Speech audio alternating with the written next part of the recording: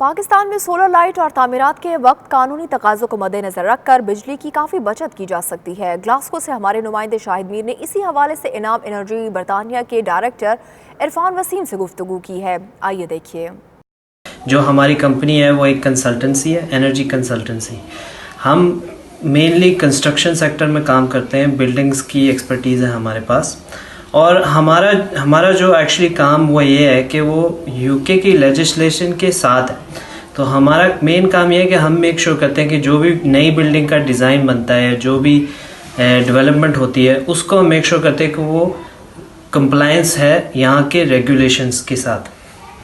اور ہم اس پہ کنسلٹنسی بھی دیتے ہیں، ایڈوائس بھی دیتے ہیں کہ کس طرح وہ ان ریگولیشنز کو میٹ کر سکتے ہیں جو یہاں پہ ڈیولپمنٹ کریں۔ اچھا، اب پاکستان کی بات جو ہے، تو پاکستان میں جو ریگولیشنز ہیں وہ ریکمینڈڈ ہے لیکن وہ انفورسڈ نہیں ہے۔ NEECA جو ہے وہاں کی جو انرجی کا ادارہ ہے، انہوں نے ایک بل بنایا ہوا ہے جس پہ وہ ریگولیشنز بتائے گئے ہیں، لیکن اس پہ کوئی امپلیمنٹیشن نہیں ہے، نہ ہی وہ انفورس ہے۔ تو بہتر یہ ہوگا کہ پاکستان کی جو گورنمنٹ ہے وہ اس پہ زور دے اور